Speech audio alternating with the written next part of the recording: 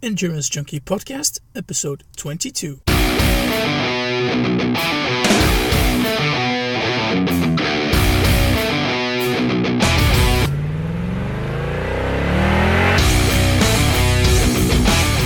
Junkie, welcome to another episode of the Endurance Junkie Podcast, the show where I will be interviewing some of the fastest, smartest, and most inspiring people active in the endurance world today. Jacqui Slack is a rising force in the world of off-road triathlon. She's a former firefighter from the UK and has a tough personality with anything is possible attitude. She's traveling the world with her partner Ben Allen, who we had on the show on Wednesday, and she has XTERRA wins in New Zealand, Italy, and plenty of podium places in the most XTERRA races that she's participated in. She has exactly what it takes to win the Xterra World Championships in Maui next week. Jacqui, thanks for taking the time to chat here today. For those of us who don't know you, can you tell us a bit about yourself, your sporting background, and how you ended up in triathlon? Yeah, no problem. Thanks very much for having me on the show, Peter. It's always a pleasure to talk about my sporting background and what's going on in the world of Jacqui and Ben, I suppose. So, I suppose my sporting background comes from swimming, really. I started swimming competitively from the age of 9.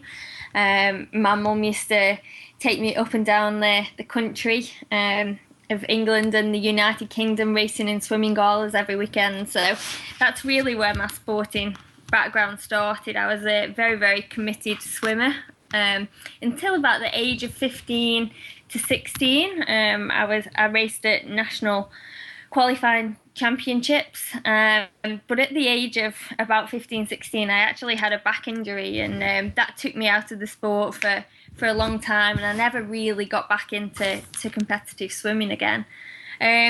So I suppose from then onwards I just really did sports at college and went to the gym, just kept fit by using the indoor bike and the treadmill and just going to gym classes and things. And that was until I was about the age of 21. When I first met, I met a guy who used to go to my local gym, and he did this thing called triathlon that I'd never actually heard of before. And he said, hey, you could probably be quite good at this. So I went to watch one of the local triathlons in England. It's still a triathlon that runs now, the Ballon Middle Distance Triathlon, and I watched him do this race, and I was just in awe by all the competitors there, and especially some of the top girls who were just so fit, and it was just looked amazing, and it was definitely something I really wanted to have a go at. So I think not long after that I got myself my first bike. I think it was a Scott, really quite an old bike, just a second-hand race bike. But yeah, that's what I raced my first few triathlons on. And I did a couple of sprint distance races where we actually swam in the swimming pool. And I came third, I think, in my first race, and first in my age group. So it was something that I really enjoyed and something that I definitely wanted to continue with. So you were pretty competitive from the beginning. Yeah, certainly an age group triathlon. I was, always on the podium within my age group, and I started to race at some of the big races like the age group qualifying championships, the national championships, and I was winning my age group and also performing quite well overall. And I think then, I qualified for the 2006 Age Group World Championships in Lausanne, and that was such a massive thing for me. I thought, I was going there, and I was really was one of the best athletes in the world. I'd got my GB team kit on, and all of my family came over to watch, and I think I finished, I might have finished about 10th in that race, I think, within my age group.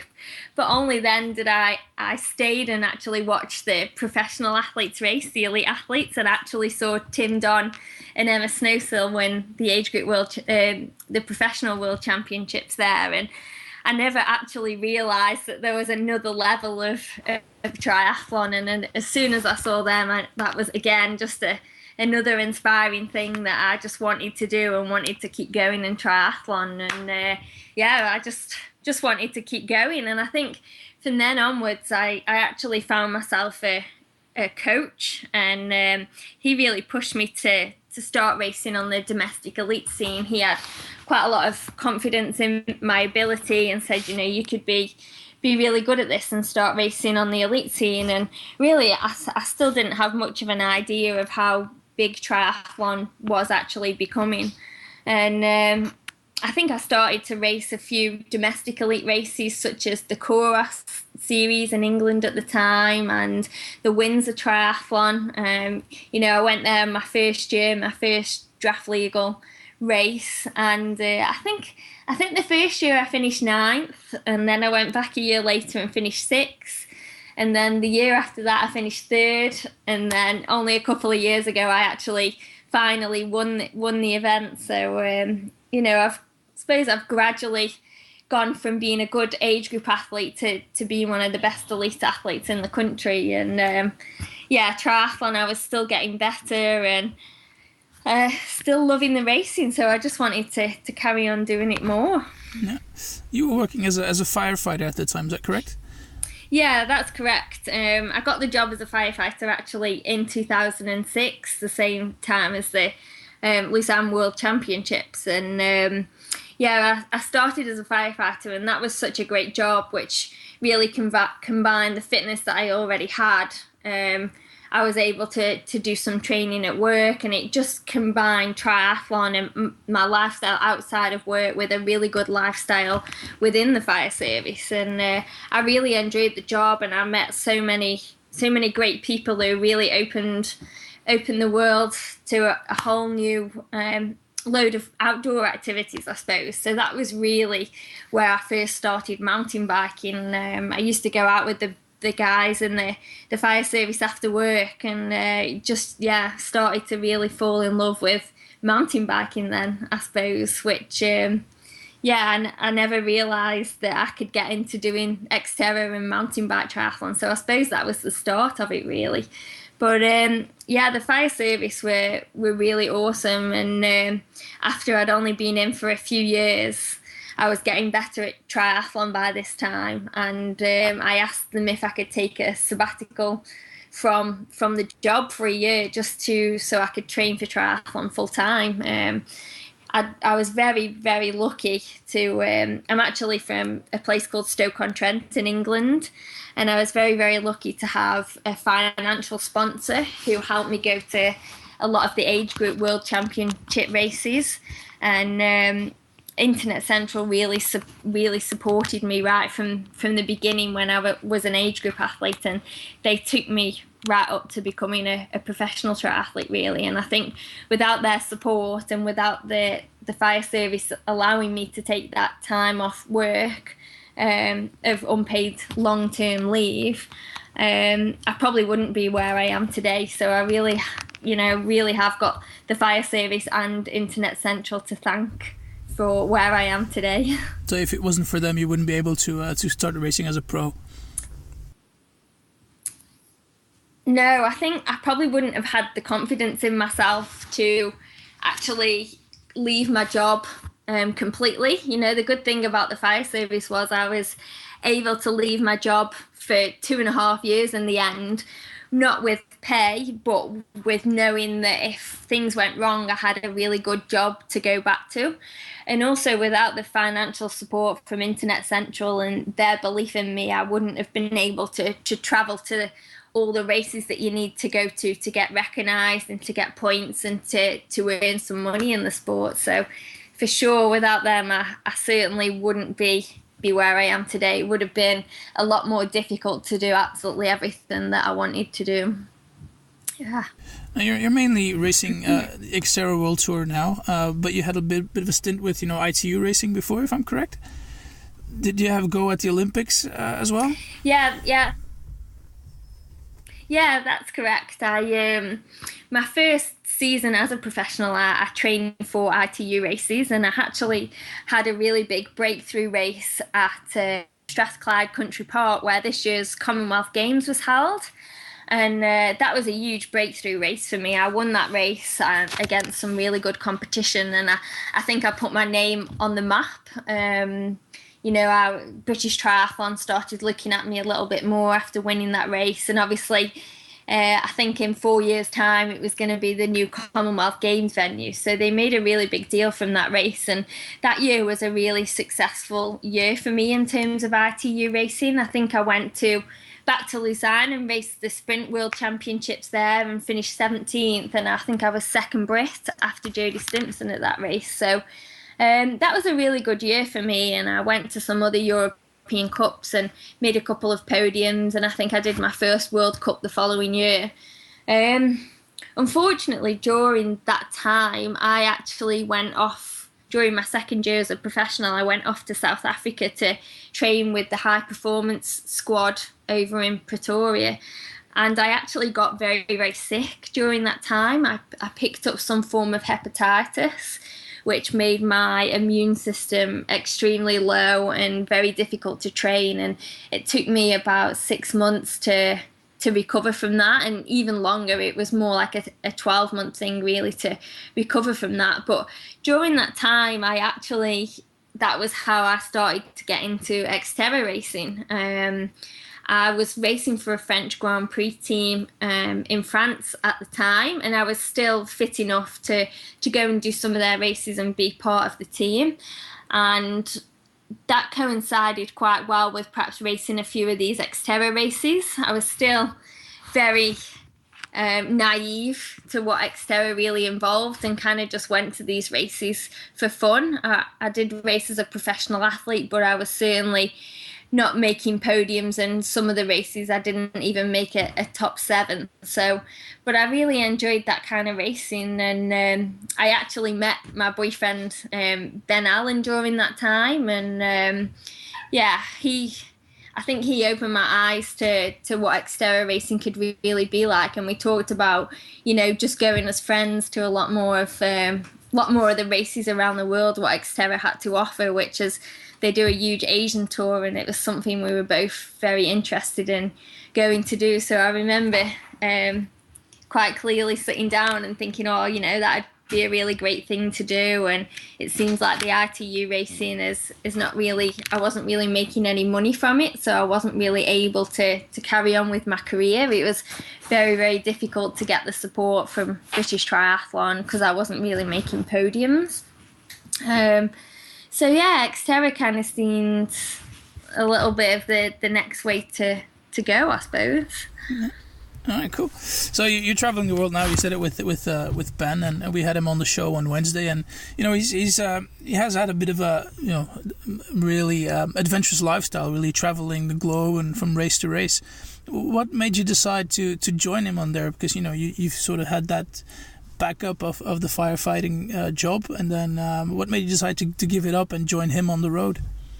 Yeah, I had always had the backup of the fire service, and when I met Ben, I still was able to go back to my job as a firefighter, and Ben kind of convinced me that Xterra is something that we could both be really good at and have a really good lifestyle in. So I remember contacting the fire service and asking him if I could just take another 6 months off, and they were actually really, really great about it, and they allowed me just to take that next 6 months off, and that gave me the opportunity then to go over to where Ben lives and do some very serious training in Australia with some squads that were out there, and I really put my heart and soul into it because it was something that I really wanted to do. And Ben and I made plans early that year to go and race the Asian Xterra Tour, which is the Philippines, Guam, and Saipan. And we went over there, and it just blew my mind. Those races, the people that we met, and it was definitely a lifestyle I really wanted to continue. And I raced against some of the most well-recognised Xterra races on the circuit, and I was making podiums, and I really thought to myself, we could really make this work. I think Ben was very successful that year, and he won all of those races, so we knew that we could perhaps financially support ourselves in this lifestyle. And then I think the changing race for me was Sardinia, Xterra Italy, in May 2011, I think.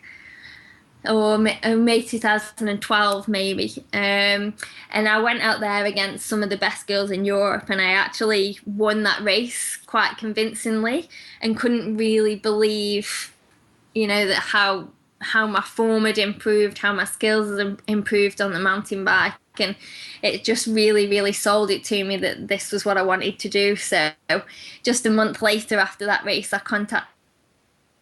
discussed it with Ben, I discussed it with my family, and we decided to make a go of it, travelling the world doing XTERRA. So I contacted the fire service and said, thank you very much for all the opportunities, but I'm not going to be returning to work, and here's my letter of resignation. So it was a big decision in a way, because that lifeline that I'd always had, I was throwing away, and I really was becoming a professional athlete, trying to make it by in the sport. But Ben was really supportive, his family were really supportive, and my family were really supportive, and they just said, well, go and follow your dream, and that's what we did, and I certainly haven't looked back. So do you guys actually have a base somewhere, or is it really just traveling from one point to another and training and racing? Yeah, most of our year is traveling to the next race, and I'd say probably the place where we stay most of the time is Australia. We are actually there from November until about March time. And we will do quite a lot of races in Australia. We are contracted actually to race some of the cross triathlons over in Australia now, but that's where our biggest base is, and that's where we will generally do our biggest block of training. And we have a couple of smaller bases, so when we head back to Europe, we're based in Spain, Victoria, and also, where my home is in Stoke-on-Trent, I still have quite a lot of really good connections there, so there's a really good swim squad we can swim with, and we know the roads pretty well, so as long as the weather's not too cold for us, then we will stay there for a good block of training as well, and get looked after by my family for a little bit. But yeah, other than that, we move and we switch from we travel from race to race to race, and the next time during the year when we do have a really good block of training is before the World Champs, which is coming up in less than 2 weeks' time. And we'll base ourselves in America then, and we'll have 5 or 6, maybe 7 weeks of really good, solid training leading into the World Championships. Yeah. I think Ben said you guys were based in Boulder, which was quite empty at the time because all the other triathlon pros were over on the Big Island. Yeah, it's actually pretty good. Actually, we when we first arrive, a lot of the Kona athletes are still there, but as that first week goes on, the people in the swim squad gets a bit less, but it's quite good for us. We like it when it's not so busy, and we get a little bit more attention from the coaches. So yeah, it's a really great place to be, and there's some phenomenal athletes that really inspire you to train well and put in the effort there. So yeah, we've really enjoyed our time in Boulder, and the preparation for Maui has gone exceptionally well this year. Yeah. How's your season been so far, and what are your expectations going into the race? Yeah, the season's been solid. Always start off the start of the season very, very strong, because that's where we have our big block of training. So we always race very well in the early races in Australia and the races over in Asia. And when we come to Europe, then we're actually quite tired because we've pretty much done a full season of racing. So a lot of the European races are a bit more of, just be involved, and if we can make the podium and have a solid race, then that's great. But the European races certainly aren't what we focus on. However, I think both Ben and I finished 4th in the European Tour this year, and we both made podiums quite a lot of the time. So it's been a solid season, but towards August time, we were desperately ready to get back into some really good, solid training, and that's what we went and did in Boulder. So that training has gone really, really well. We're in Maui right now, acclimatizing to the completely different conditions here that we had in Boulder. So it's very, as you can imagine, very hot, very humid. The course here is exceptionally tough, with lots of steep, sandy climbs, and those hot, humid conditions make it even harder. So it's really important that we have a good couple of weeks here before the race to really acclimatise and have the opportunity to train in the conditions on the course. So that's where we're at the moment. My training's gone really well. Xterra's getting bigger every year, and the women's field is once again an amazingly world-class field. I think with there's about 30 professional women competing in the event this year, and the women's fields are just getting so strong now. We've got athletes from an ITU background who are really, really pushing all three disciplines right now, and the likes of Flora Duffy and Nikki Samuels, who've been to Commonwealth Games and Olympic Games, and they've come into the world of Xterra and have really raised the game for us Xterra athletes. But I'm expecting to go well. I tend to race really well in these conditions, and I'm very confident going into the race off the back of a really good block of training. I'm feeling really strong. There are some strong girls, but I'm hoping to put out a good performance, and I know that I can be right up there with the top girls. Well, good luck with that race. I'll definitely keep an eye out and see how you do. What's been the highlight of your career so far? I think probably meeting Ben and realising that, the lifestyle we can have is such an amazing lifestyle. Xterra's offered us an opportunity to travel to some amazing countries that we would never normally go to, and we've met the most amazing people that we would call lifelong friends. So for me, it's about the journey, and I think that's definitely a highlight to have the opportunity to visit all of these amazing places and meet all of these amazing friends that we have. For how long do you think you can sustain this type of lifestyle? Ben and I are always looking at ways we can improve, and I still consider us both quite young in the sport. This still will only be our third year racing as a full-time professional athlete. So, I think we've got a few more years in us yet. I think Ben a bit longer than me. I hope one day to settle down somewhere and perhaps be the one that doesn't race so much and travel so much, but perhaps the one that can go out to the big races and support a little bit more. But at the moment we're both really loving the lifestyle, and we're both still improving. So I think until we stop improving or stop enjoying it, then we're going to keep going. Yeah, cool. What about disappointments? Do you have any of those? I suppose I always try and look on the positive side, that we do have a lot of disappointments. Just can be simple things like travel arrangements that haven't gone well, or disappointing results in races, but we always try and turn them into positives. And I suppose you don't really remember the disappointments, you just remember the positives that go alongside them, and the positives that you can take from the bad times. So there's nothing in particular, just small things, but it's just part of life and it's part of racing, and you just have to deal with them, learn from them, and move on. Yeah, I guess that's what the big athletes do. They turn the negatives into the positives.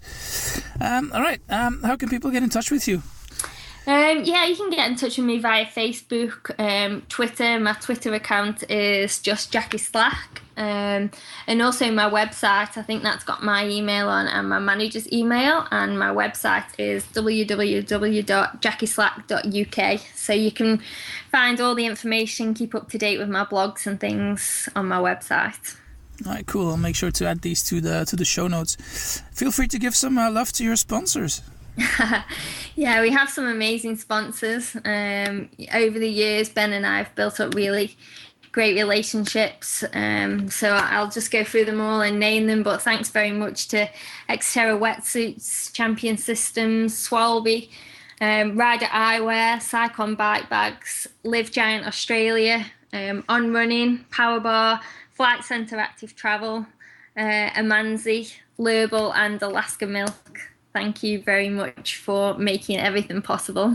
No, that's quite an impressive list. I will put those links in there as well. Anything else you want to plug? Nothing really, just thank you so much to all of our family and friends who constantly support us, keep us grounded and make everything possible that we do. All right, perfect. Well, thank you very much for your time, Jacqui. Wishing you all the best in your preparation and have a good race. Thank you very much.